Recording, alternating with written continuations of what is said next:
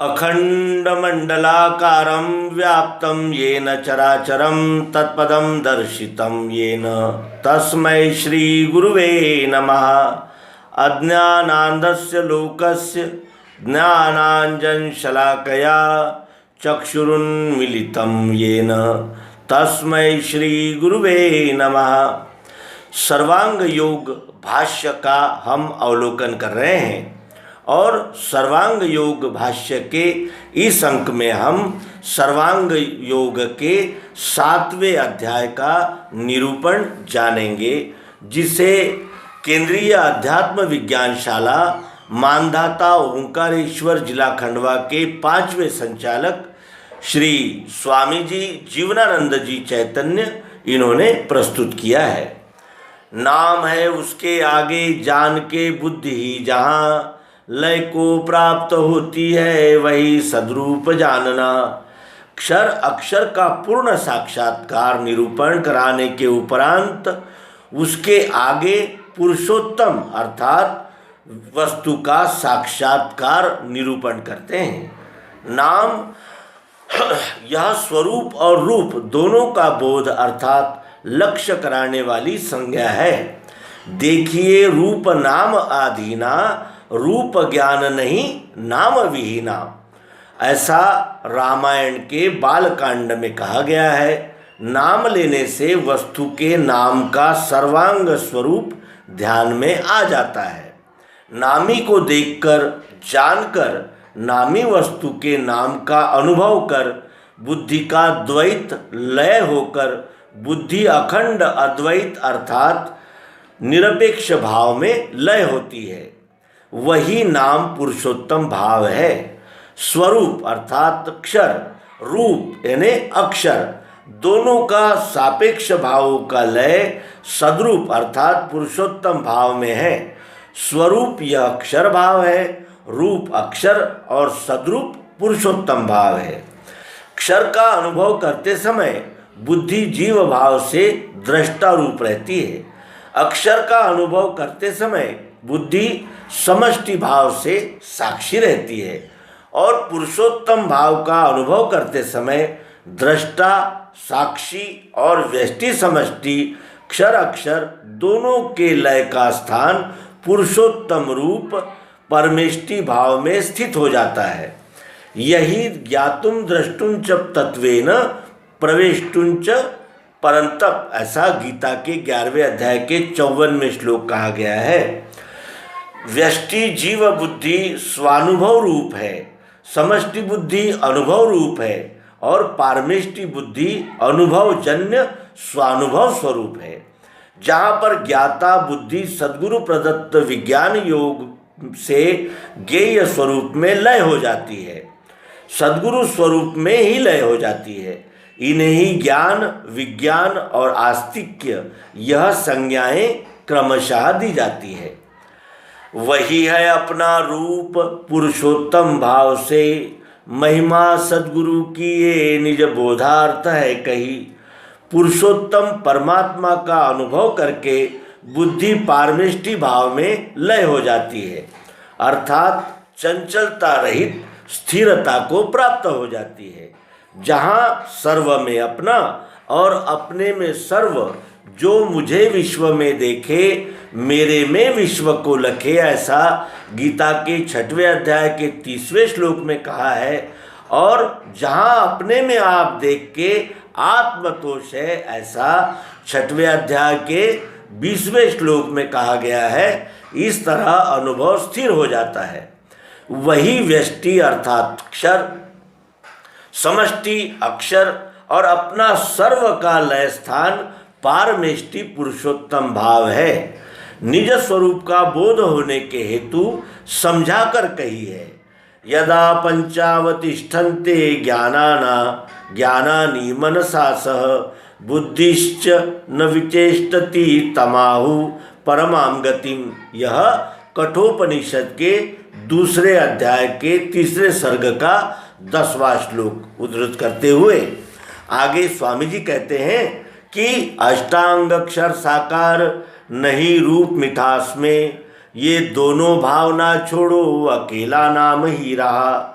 पंचतत्व, तीन गुण की अखंड एक रूपता, क्षर अर्थात साकार और साकार में एक रस, ठोस व्यापक अस्थिभाति प्रिय निराकार, इन दोनों भावों का लय स्थान एकमेव अद्वितीय पुरुषोत्तम नाम है। वस्तु पर अज्ञान के द्वैत भाव का माना हुआ भ्रम निवारण होते ही वस्तु ही पुरुषोत्तम नाम से रह जाती है। वही शक्कर ये नाम पुरुषोत्तम भाव है। क्षर अक्षर दोनों की नहीं है भावना वहाँ। सामने रखे हुए वस्तु स्वरूप पिंड अधिष्ठान का नाम शक्कर है। यह नाम ही पुरुषोत्तम भाव है। किसी वस्तु का यथार्थ बोध होने के लिए नाम का ज्ञान होना जरूरी होता है। यह बिना देखे और बिना जाने नहीं हो सकता है।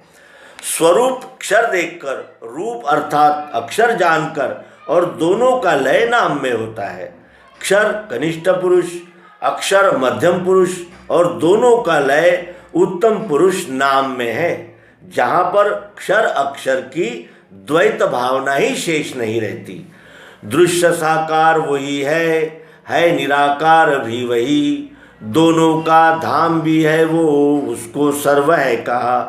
क्षर अक्षर भावों का, दोनों भावों का लय नाम पुरुषोत्तम में होने से एक ही वस्तु है, यह अकंप निश्चय स्थिर हो जाता है। जिसे केवल क्षर ही नहीं, केवल अक्षर ही नहीं, अतएव सर्व कहा है। दोनों भावनाओं को अपने में लय भी और समझाने के लिए प्रकट भी करने वाला नाम पुरुषोत्तम भाव है। सगुण अगुण बीच नाम सुसाखी, उभय प्रबोधक चतुरधुभाषी, ऐसा रामायण में कहा है। संत नानक जी सुखमनी साहब में कहते हैं कि सगुण निर्गुण थापे नाव, दो मिल किन्हो एक ही ठाव। एक ही वस्तु में जानो कल्पित भाव तीन ये, निज रूप लखाने को वेदों में कल्पना किए।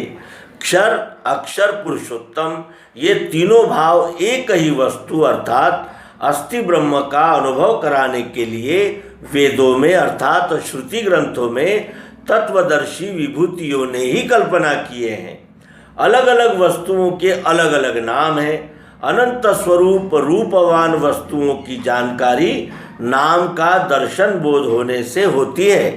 अतएव नाम सर्व का बोध कराने वाली संज्ञा है। नाम में सर्व का लय है। नामदेव म्हणे नाम हे अविनाश, तेथे नाना भेष नाम सर्वाहे। यथार्थ बोध होने को निज मूल स्वरूप का, वस्तु में त्रिपुटी देखी कल्पना से स्वभाव ने। अंश अंशी भाव से विश्वरूप ही अपना मूल स्वरूप है। संपूर्ण चराचर सृष्टि उसका ही विस्तार है। जैसे वृक्ष की मूल अर्थात जड़ का ही पूरा वृक्ष क्या है? विस्तार है। बुद्धि में स्थित होवे ये मैं ही संपूर्ण विश्व हूँ, अकंप धारणा बैठे गया द्वैत समाधि सो। पुरुषोत्तम में बुद्धि का लय होते ही विश्व में सब मैं ही हूँ, दूसरा कुछ है नहीं। मेरे में सब है जैसे सूत में मणि सूत के। यह गीता के 7वें अध्याय का 7वां श्लोक उद्धृत करते हुए कहते हैं कि सब मेरे में है और मैं सर्व में हूँ। इस निश्चय में बुद्धि स्थिर हो जाती है। यही अकंप धारणा अर्थात निर्विकल्प समाधि है। इस स्थिति में द्वैत निशेष लय हो जाता है। समा अर्थात समा जाना और धी अर्थात बुद्धि में। बुद्धि में आत्मनिश्चय अचल स्थिर हो जाना ही समाधि है। तदैवार्थ मात्र निर्भासम स्वरूप शून्यमेव समाधि। यह पातंजल योग शास्त्र के 3 विभाग में कहा गया है। भास का भी वस्तु निश्चय में लय होकर निर्भास निर्विकल्प समाधि स्थित हो जाती है। समाधि की अवस्था ये अखंड रहने लगे। अनन्यता मिली उसको, वेदों का सार भी मिला। समाधि अर्थात बुद्धि में स्वरूप निश्चय की अखंड अकंप स्थिति होने पर सब अर्थात क्षर अक्षर पुरुषोत्तम त्रिपुटी में अपना ही स्वरूप है, जिससे वेदों में परमात्मा, विश्वरूप, अस्थि, वस्तु, परब्रह्म आदि अनेक नामों से कहा गया है। वेदों में कही गई अंतिम परमानंद स्थिति यही है। इस प्रकार पुरुषोत्तम योग नामक अध्याय 7वां यहाँ संपूर्ण होता है और आपसे अनुरोध है कि तत्ववेत्ता जनों से इस प्रयोग को प्रत्यक्ष अवश्य ही जान लेना चाहिए। धन्यवाद। नर्मदे हर। सद्गुरु भगवान की जय।